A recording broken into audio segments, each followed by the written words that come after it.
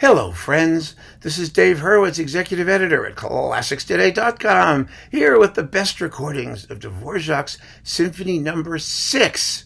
Now, the Sixth Symphony is generally regarded as the first of the great Dvorak symphonies. It's entirely untrue.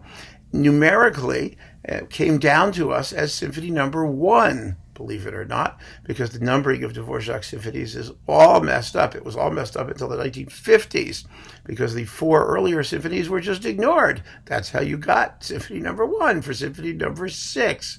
7 was No. 2, 5 was No. 3, 8 was No. 4, and 9, The New World, was No. 5.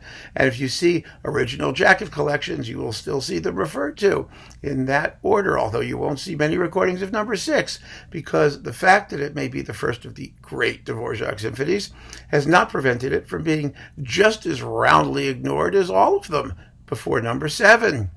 It's just terrible, because this is an absolute masterpiece, a superb piece of music.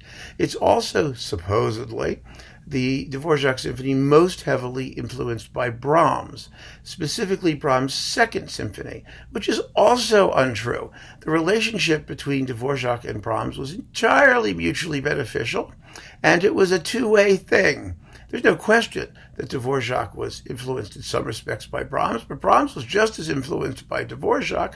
And if you look at my video on Dvorak's Fifth Symphony, I explain exactly what the other way influence was.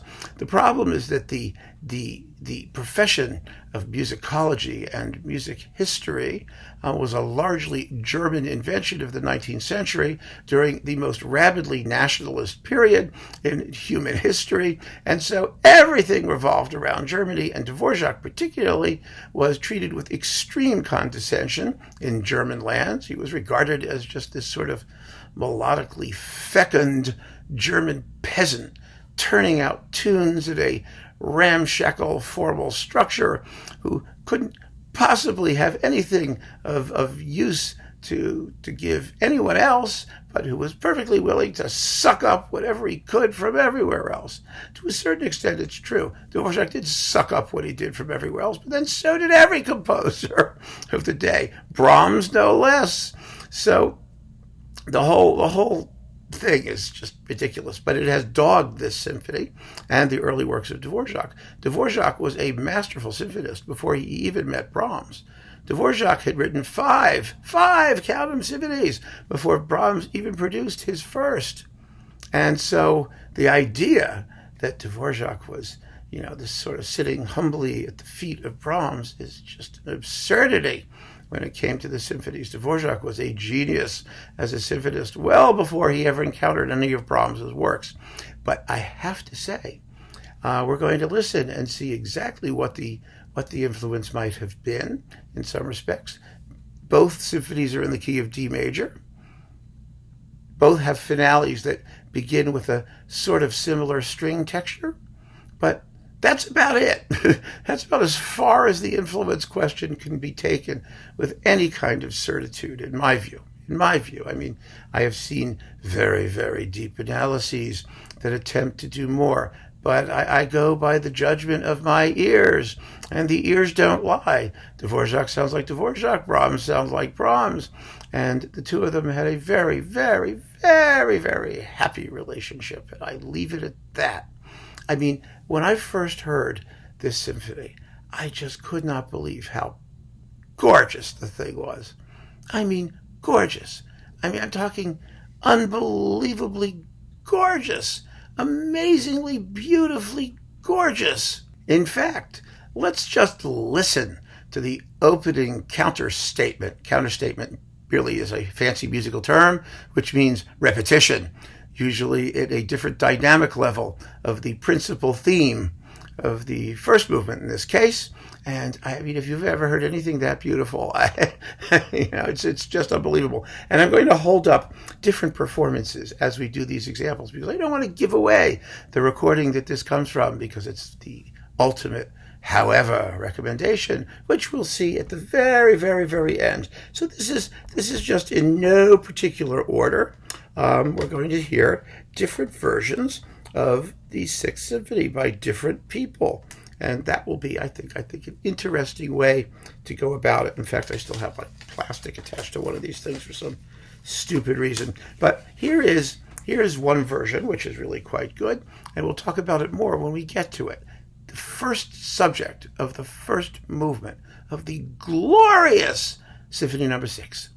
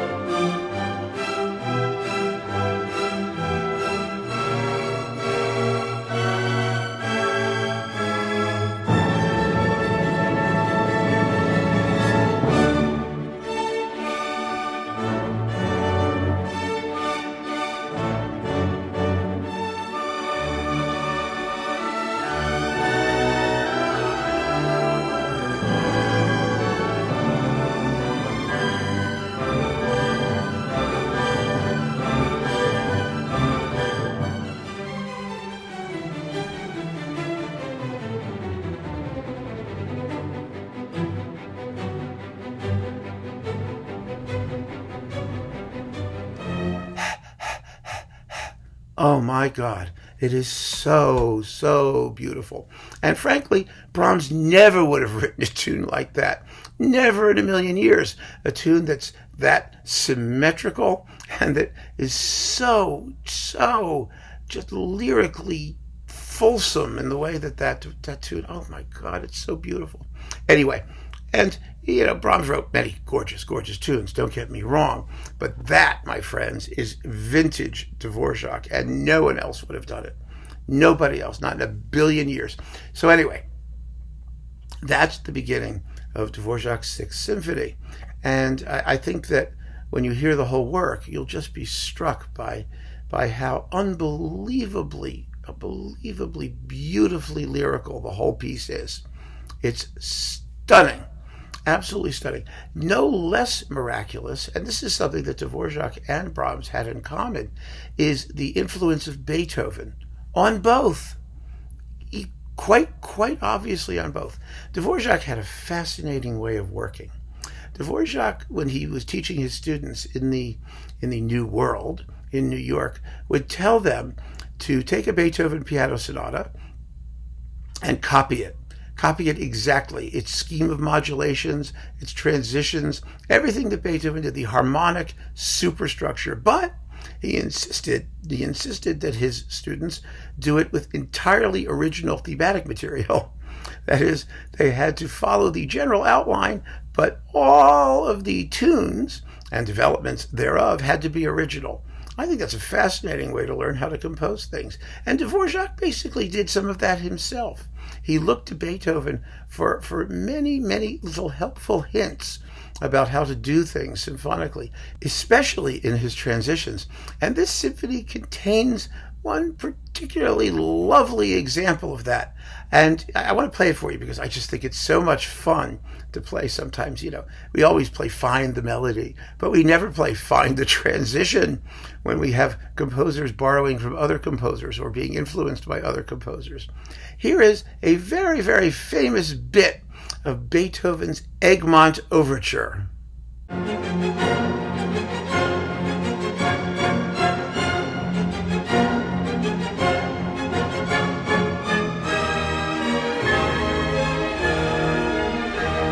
You know that part, if you know the Egmont Overture.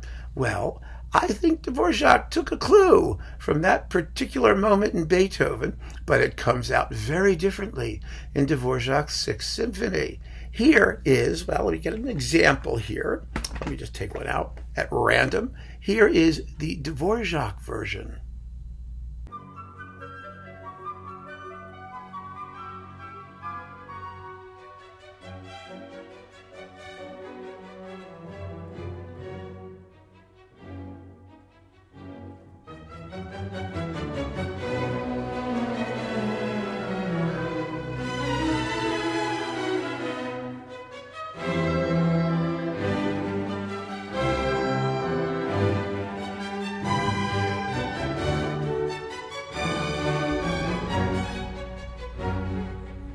Do you hear it? They're both using the same rhythmic pattern. Ba ba ba bum, ba ba ba bum, da da da dum, bum bum bum in Beethoven. And in Dvorak, it's totally rescored. It's gentle. It's on the little flutes and the strings. Da da da dum, da da da dum, da da da dum, bum bum bum. And then that little 3-note piece, da da da dum, ba ba ba bum, becomes a separately detached motive, which could be used for further transitional developments. Dvorak absolutely got that from Beethoven, in my view, and so that's, I think, a wonderful little point in common that Dvorak shares with Brahms and that both of them share with Beethoven, and I think that's so cool. It's absolutely cool. But there are many, many, many moments in the Sixth Symphony, which, of course, are pure Dvorak and no one else. No one else could have even imagined such a thing. One of those is the scherzo, the entire scherzo, which is totally remarkable because this is a scherzo in completely classical form. That is an opening section which has an AABB shape, that is 2 halves, both repeated, and then a middle trio section, and then the other section, the AB section, comes back without the repeats. It's exactly the way a Haydn minuet or a Mozart minuet would have gone, but the music is pure Czech Furiant. It's called a folk dance.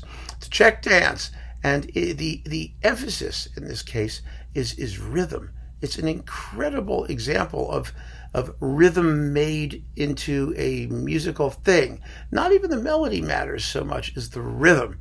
It's all about that. Fascinating cross rhythms, what they're called. They go across the bar lines, and it's really a tricky piece to play. Let me play just the opening. Let me pick another Dvorak sixth. There's a stick up here. Here is the opening of the scherzo.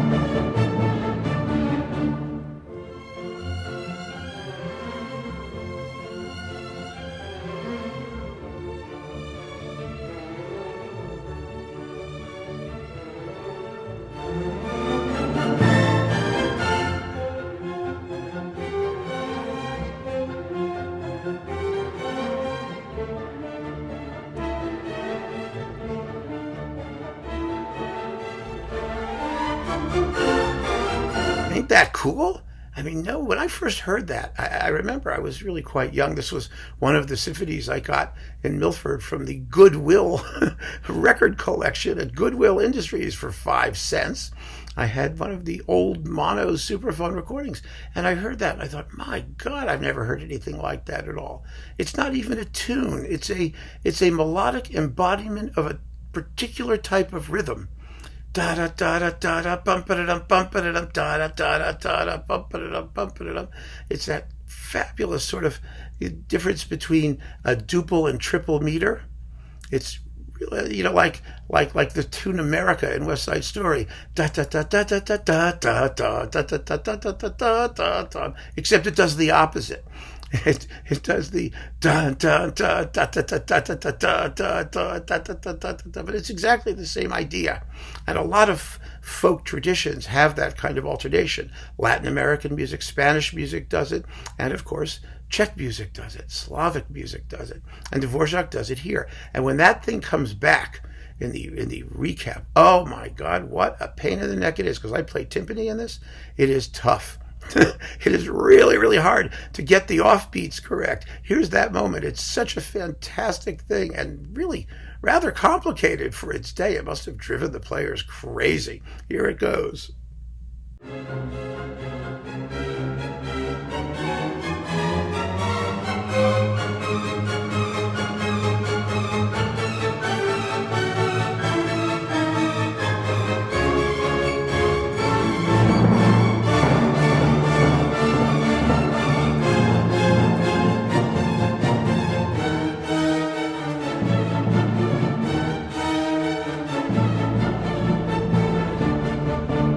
See what I mean? It's very, very tricky, but just oh so much fun, gorgeous. And what makes it even more fascinating is that the trio section, the middle section, which is slower and in a completely different character, is based on exactly the same music.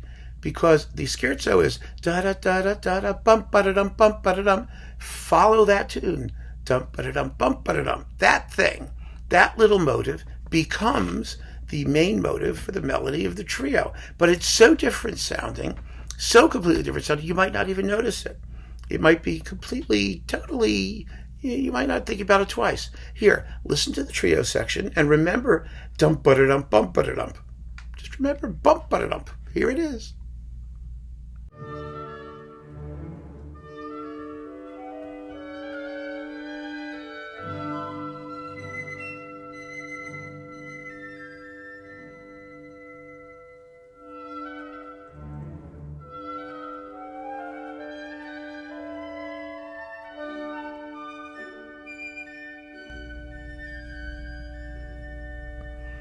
See what I mean? I mean, that is symphonic working with motives. Motivische Arbeit, as they say in German, which they usually reserve for development section. But Dvorak was a symphonist born and bred. He didn't just like toss out melodies at random. He actually used his motives, used his musical material to create larger structures. He developed things. He transformed things, just as genuine symphonists do. And there is no better example of it than this particular scherzo, a piece which is theoretically quite simple formally, I mean, in its larger structure, but which is actually an enormously sophisticated example of Dvorak's working with his motivic material, even in this allegedly simplistic folk music-y type context. So don't take Dvorak for granted, and don't believe the people who tell you that he was just a humble peasant who was copying his betters up in Germany. That didn't happen at all. Not a bit. And I just want to play you a couple more examples so that you get a sense of it. This is the opening of the finale. This is the part of the symphony that theoretically resembles Brahms the most. But what's so interesting about it is the completely different way in which Dvorak and Brahms approach their melodic material. Now, the opening of Brahms' Second Symphony is a wonderful, wonderful tune. And of course, the opening of the finale, let me be clear, of Brahms' Second Symphony is a wonderful tune, with a wonderful string texture, and then all of a sudden the counter subject erupts amazingly. It just bang, and off it goes like a shot. It's a thrilling moment, absolutely glorious. And this is Karel Antrell with the Czech Philharmonic. Just listen to the opening of the Brahms Second.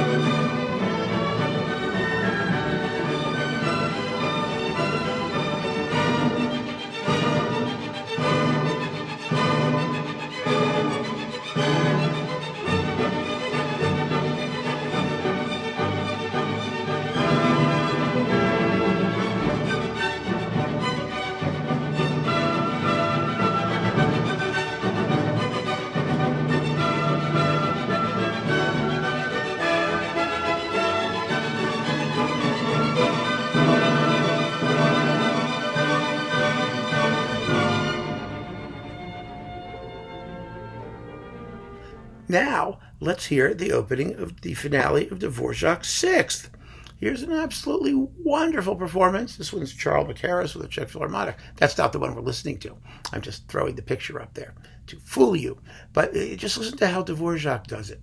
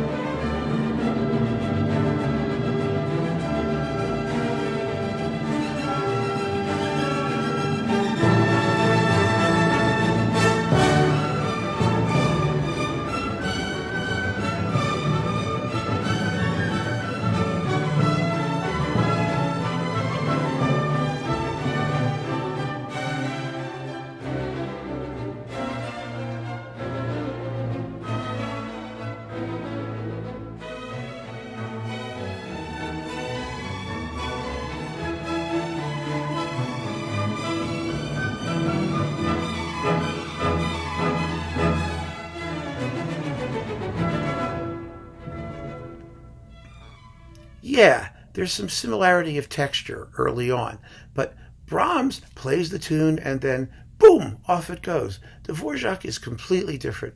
Dvorak gradually speeds up and speeds up to the repetition of the tune. It's like, Brahms is sort of like when you're at a stop sign and then you step on the gas and you go woof, and off you go. Dvorak is sort of like a jet taxiing down the runway. It gets faster and faster and faster, and then it achieves liftoff. It's a completely different concept for an idea which has a superficial similarity in terms of orchestration, in terms of its overall sonority, but that's all it is. The composers are entirely different in how they handle the melodies, how they handle their developments, and what they do. So, yeah, maybe there's a little bit of influence there, but let's give some credit where credit is due to both composers for being original geniuses. I don't think that's so difficult. I don't think it's important that we try and prove that one is better than the other because one of them may have influenced the other. I just don't think that's a helpful way to listen. I really don't. So with that said, let's go on to recordings now of Dvorak's Sixth. There is one sort of formal element that you need to consider in listening to the Sixth, and that's the first movement repeat, the repeat of the exposition, the first section of the first movement.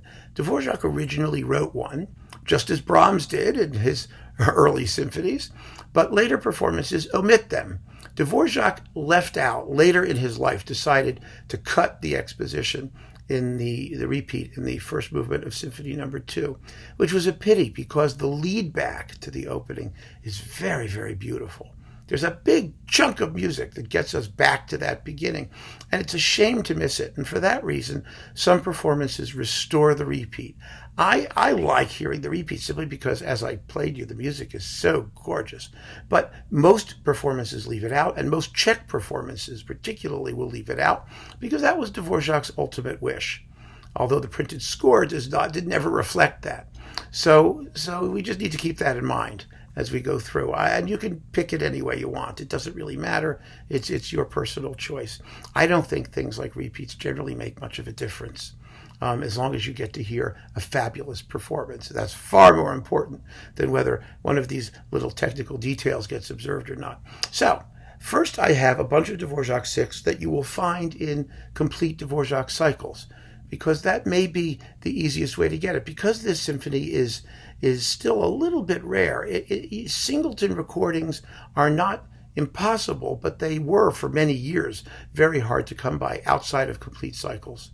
And they are, if you have a great complete cycle, you're going to get a great version of the Sixth. You don't have to go any further than that. So let's look at 3 Dvorak cycles, which are fantastic. Sweetener. We have Otmar Sweetener. This was on originally Berlin Classics. Now it's on Brilliant Classics. Incredibly inexpensive and an incredibly fine series of Dvorak symphonies. So that's worth considering, and it has a beautiful version of the Sixth. Kertész with the London Symphony. Famous Dvorak cycle. This was the reference edition for so many of us in the 70s and late 60s growing up with Dvorak. And this is the big box that also contains the Requiem and tone poems and overtures and other things. It's a great set of Dvorak with the London Symphony. I think this performance of the Sixth, which has the exposition repeat, maybe it's a touch heavy now in comparison to all of the other ones, maybe a little bit, but it doesn't matter. It's a wonderful performance, and you might want to consider that if you have the complete Kertész cycle. Also, just as fabulous, Rovitsky. This was the underdog Dvorak cycle because it was also with the London Symphony, and I think it's actually better as a symphony cycle than the Kertész on the whole. The tempos in general are a bit quicker, very quick sometimes, and in the Sixth too, with repeat, and just amazingly urgent and exciting performance of the Sixth Symphony. Fabulous, just fabulous. So, one of the things about symphonies that don't get recorded that often is that when they do, they're usually done by people who really know what they're up to, and you usually get very good performances of it. So we've been very lucky when it comes to Dvorak Sixth. But now I'm going to talk about basically a bunch of Singleton and some others, but mostly Singleton versions. And we'll see how they stack up so that you can get your Dvorak Sixth independently. I held this one up previously. This is Marin Alsop with the Baltimore Symphony, believe it or not, on Naxos. Now, this comes with the Nocturne, which is a fascinating piece for strings that sounds like proto-Wagner. It kind of sounds like the Siegfried Idyll or maybe early Rachmaninoff, although it was written before all of that stuff, as usual with Dvorak. The chronology does fascinating things for us. Anyway, so this is that, but it's a wonderful performance of the Sixth, but it's coupled with absolutely the dullest performance of the Scherzo Capriccioso, which is one of Dvorak's masterpieces. I mean, just boring beyond belief. So if you can stream it, get the Sixth. But, that Scherzo Capriccioso is just awful. It's terrible. What a pity. Here is another wonderful Sixth that's kind of unfortunately coupled. This is Yannick Nézet-Séguin, or Nazgul Snezek-Yegin, as he's sometimes known in the music biz. This is his London Philharmonic debut, supposedly. It was with Dvorak's Sixth. A fresh, lively, impulsive, risk-taking performance. It's really delightful. Beautifully done, I think. It's just lovely with the Otello overture to start with, which is great. But you also get it with a seventh from a couple years later, which is decidedly less interesting and far more dully recorded, which is one of the reasons I think it's so much less interesting. It just doesn't come over all that well. But this sixth that's on the LPO's own label is really, really good.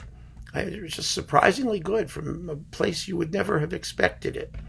Then we have, Dochnani in Cleveland. Now, his versions of 7, 8, and 9 are reference recordings. Amazing. This version of number 6 is just as good as those are. Wonderfully played by the Cleveland Orchestra, beautifully recorded, fresh, lively, and, as always with Dvorak, the symphony's got to have flow. You can't screw around with them too much. You know what I mean? You just have to just go for it and let it happen. This is coupled with Janacek's Taras Bulba. Now, Dochnani's Janacek is notably less interesting than his Dvorak, basically because he just doesn't have that roughness and edge that you need to have with Janacek. The performances are, if anything, a bit too smooth. Quite similar, and this would drive Dochnani crazy, to what Zell did with the Sinfonietta. It just polishes over all the rough edges, and that ain't Janacek. So again, this is a very, very good sixth, and the Taras Bulba is not bad, but it's not as idiomatic or exciting as the best performances of that work. So again, if you could stream it, if you could find it, you may want to hear it. You don't have to. Another one that got boxed up somehow, and this is bollocksed up, you may want to say, is Colin Davis with the LSO in a nice cracked box here with a crack running down. Is it possible for anyone to ship a jewel box that does not come crushed? That, of course, was the subject of another talk, but this is another one where sixth is very, very interesting. This is the only recording Davis made of it. He was a fine Dvorak conductor, but his 7, 8, and 9 in this series are not good. Not good at all, not interesting. His good 7, 8, and 9 were with the Concertgebouw on Philips, now Decca, and his remakes are just totally uninteresting, except for number 6, which was the fresh newcomer in his Dvorak discography, and he did it like that. It's a performance full of interesting ideas. I reviewed it on ClassicsToday.com. You can go check out that review if you want to get the details, but it's a very, very fine sixth on the LSO's own label, the LPO's own label, all the English orchestras with their own labels. Now we're coming to sort of like the 1, 2, 3, 4, 5 really, really, really hot performances. I want to mention one other because I have the disc over in the overflow room, not because it's any worse. I just didn't have room. That was Jakob Kreutzberg on pentatone. It's also a very, very good performance of the sixth. A Singleton performance, if you can find it. It's a very good record, a really, really good record. I just want to mention it and let you know that it exists. And then we have, what's this one? Oh, Macaris. Thank God he did this. It was a modern Dvorak sixth for the ages, a glorious performance with the Czech Philharmonic in fabulous form, coupled with the Golden Spinning Wheel, that wonderful tone poem about Dornichka, the nice girl who gets chopped up into bits and dismembered so her vile stepsister can marry the prince until the holy hermit finds the body parts and puts them back together and takes her to the wedding where the golden spinning wheel sings about the story of murder. And it all ends happily ever after. But the key work here is the sixth, not the tone poem. The sixth does not have such a fascinating plot, but it has equally fascinating music. And that is what matters. So Macaris is definitely something to consider. You can get that singly or in his check fill box. There are two boxes, a Dvorak box and an everyone else check box. And the sixth is in the Dvorak box. Then there is, of course, Kubelik, who is technically part of a complete cycle. You can get his complete cycle on DG. I happen to have found this one sitting around. I don't know where I got it. That just has 6, 7, 8, and 9 on 2 discs. It's wonderful. It's on this DG Duo. I mean, where this came from or when or how, I have no idea. But Kubelik is great. And Kubelik really hammers those timpani offbeats of the scherzo. That makes it endless fun, extraordinarily fun. So that's worth considering. Here is the sleeper choice. There's always a sleeper choice, I think. An amazingly fine performance. This is Gerard Schwartz with the Seattle Symphony. This is a really top-notch performance of Symphony No. 6. Again, with some very interesting ideas that you won't hear in other performances. My review is on classicstoday.com, and it's coupled with Janáček's Idyll for strings, the early Janáček work, which is sort of in his Dvořáky period. So it's a wonderful coupling, and the performances are marvelous. The sonics are marvelous. It's on Naxos. It's inexpensive. Definitely a version worth hearing. It will surprise you. Absolutely. But I'm down to my 2 top picks. First, Anne Shirl. Anne Shirl with the Czech Philharmonic. You have to mention this, and Dvorak 6 fans will know that this is going to be one of the top picks. It is an extraordinary performance, fabulous for the depth of texture. The bass lines, you hear Dvorak's bass lines. They're just as important as Beethoven's bass lines or Brahms's bass lines. And here you hear that deep, rich, romantic texture. It's gorgeous, gloriously recorded, fabulous performance in every respect, and no sensible collection of Dvorak and Dvorak 6 is complete without the Anne Shirl. However, here is the version that I've been using for all of my musical examples, and I hope you will enjoy it as much as I did. If you can still find it, that's always a big if. Kubelik, again! This is a live one on Orfeo. It's coupled with a fantastic Janáček Sinfonietta, a gorgeous, spontaneous live performance. You know, Kubelik could be a very eruptive and fascinating conductor live, very different from in the studio. And this performance takes those risks. It sounds wonderful. Let me see if I have the date here. When it was actually recorded, it should be listed here, in 1991. And so October 1991. So it's in beautiful stereo sound. And you heard from those examples, it just sounds marvelous. Marvelous. This is a great Dvorak 6, and it's my go-to performance along with Anne Shirl, or any of these that I've listened to. I mean, we're lucky now because, you know, when the CD era went crazy and people started recording everything, they realized, oh my, look at all these Dvorak symphonies that are great works that nobody ever touches. Let's do one of the more unusual ones. One of the other conductors who did a great Dvorak 6 was Leonard Slatkin.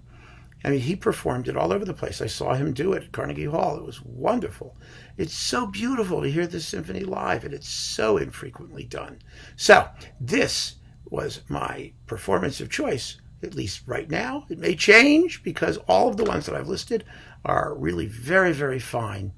And I think that, and there are other very good ones too, in some of the complete sets and elsewhere. It's not a hard symphony to do well by. But it is a symphony that you really should get to know, pay attention to, and I know that you'll come to love it because it's just unbelievably lovable music. It really is. So keep on listening, folks. Thanks for joining me. Take care.